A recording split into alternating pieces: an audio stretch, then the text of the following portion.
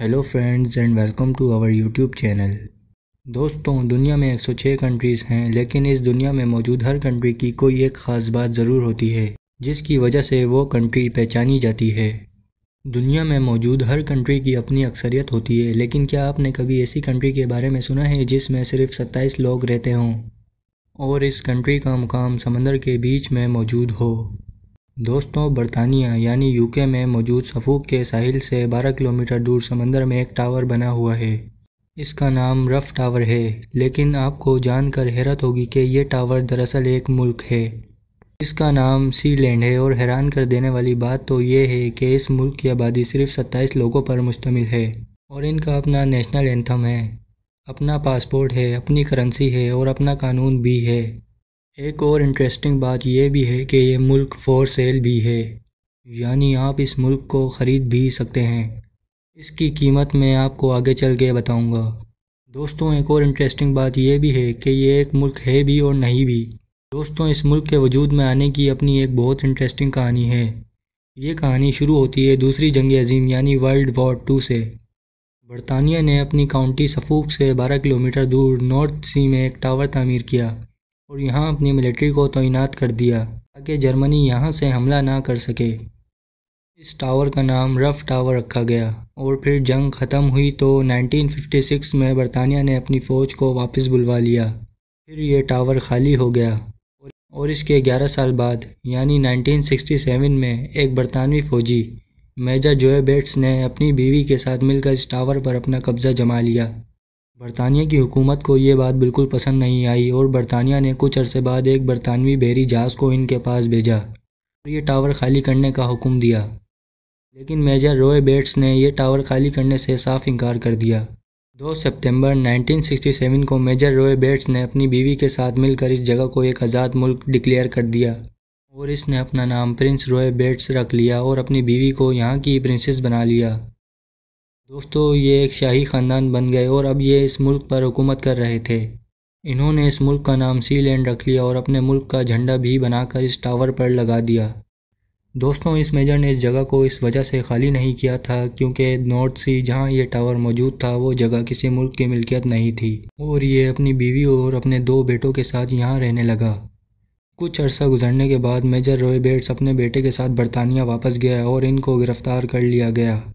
इन पर केस चलाया गया, लेकिन वो टावर किसी मुल्क की मिल्कियत नहीं था, इसलिए इनको छोड़ दिया गया। फिर ये दोनों बाप बेटे अपने मुल्क सीलैंड वापस आ गए। फिर इन्होंने अपने मुल्क का आइन यानी कानून भी बना लिया और ये 4 लोग इस मुल्क में हुकूमत करने लगे। लेकिन बात अभी ख़त्म नहीं हुई। दोस्तों, 1933 में मॉन्टेविडियो कन्वेंशन के मुताबिक किसी मुल्क के वजूद में आने के लिए 4 रूल्स का पूरा होना ज़रूरी है, जिसमें पहली चीज़ इस मुल्क की परमानेंट आबादी, दूसरी चीज़ जगह का होना ज़रूरी है जिसको मुल्क कहा जा सके, तीसरी चीज़ एक हुकूमत का होना लाजमी है। पर मसला हुकूमत का नहीं था क्योंकि सीलैंड की हुकूमत भी बन चुकी थी। बात थी चौथी चीज़ की, जिसमें किसी मुल्क का दूसरे मुल्क से ताल्लुकात होना ज़रूरी है और सीलैंड का किसी भी मुल्क से कोई ताल्लुक़ नहीं था। लेकिन ये चौथी चीज़ भी कुछ अरसा बाद पूरी हो गई। दोस्तों, वक्त गुजरता गया और सीलैंड पर 10-12 लोग और भी रहने लग गए। इन लोगों में एक जर्मन बिजनेसमैन अलेक्जेंडर आगनबाग्स भी था। इस आदमी को यहाँ का प्राइम मिनिस्टर बना दिया गया। लेकिन करना कुछ ऐसा हुआ कि कुछ ही अरसे बाद इस प्राइम मिनिस्टर ने अपने लोगों के साथ मिलकर इस सीलैंड पर हमला कर दिया। ये इस जगह को अपना एक आलीशान होटल बनाना चाहता था। मेजर रॉय बेट्स अपनी बीवी के साथ इस वक्त बरतानिया गए थे। इस प्राइम मिनिस्टर ने रॉय बेट्स के बेटे को अगवा करने की कोशिश की, लेकिन इस लड़के ने जवाब में हमला कर दिया और अलेक्जेंडर आगनबाग्स और इसके 2 साथियों को पकड़ लिया गया। इन पर गद्दारी का केस करके इनको जेल भिजवा दिया गया।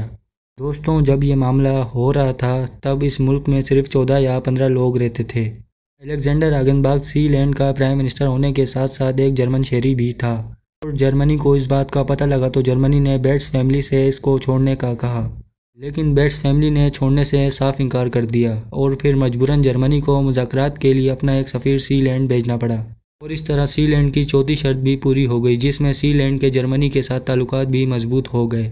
लेकिन जर्मनी के अलावा किसी और मुल्क ने सीलैंड को एक मुल्क का तस्वुर नहीं किया। सीलैंड सारी शर्तें पूरी कर चुका था, यहाँ तक कि 1987 में बरतानिया ने अपने बॉर्डर को सीलैंड तक फैला दिया और सीलैंड बरतानिया के अंदर आ गया। लेकिन बेट्स फैमिली ने इस बात को नहीं माना और सीलैंड को एक आज़ाद मुल्क तस्वुर करके वहाँ हुकूमत करते रहे। दोस्तों, मेजर रॉय बेट्स जो इस मुल्क का बादशाह था 2012 में मर गया और फिर इसके बाद इसका बेटा प्रिंस माइकल बेट्स सीलैंड का बादशाह बन गया और अब ये सीलैंड पर हुकूमत करने लगा। इस मुल्क में 27 लोग रहते थे, जिनमें से ज़्यादातर बेट्स फैमिली के ही लोग हैं। यहाँ फ़ोन और इंटरनेट की सहूलत मौजूद है और यहाँ एक शॉप भी है जहाँ से ये लोग अपनी टी शर्ट्स, मग्स और स्टैम्प्स वगैरह ऑनलाइन एक्सपोर्ट करते हैं। इस मुल्क की अपनी फ़ुटबॉल टीम भी है। दोस्तों, अब बात करते हैं कि इस जगह को कैसे ख़रीदा जा सकता है। बेट्स फैमिली ने 2007 में अपने इस मुल्क को बेचने के लिए पेश किया था और इसकी कीमत इस वक्त इन्होंने $1 अरब रखी थी और ये ऑफ़र आज भी मौजूद है। दोस्तों, सीलैंड जैसे मुल्कों को माइक्रोनेशंस कहा जाता है। ये वो मुल्क होते हैं जो ख़ुद को एक मुल्क तस्वुर करते हैं लेकिन दूसरे मुल्क इनको मुल्क नहीं मानते। जैसे कि सीलैंड जो आज तक 2 टावर पर खड़ा हुआ 27 लोगों की आबादी पर ख़ुद को एक मुल्क तस्वुर करता है। दोस्तों, उम्मीद करता हूँ कि आपको ये वीडियो अच्छी लगी होगी, तो वीडियो को ज़रूर लाइक करें और हमारे चैनल को सब्सक्राइब करें ताकि और इंटरेस्टिंग वीडियोज़ आप तक पहुँच सकें।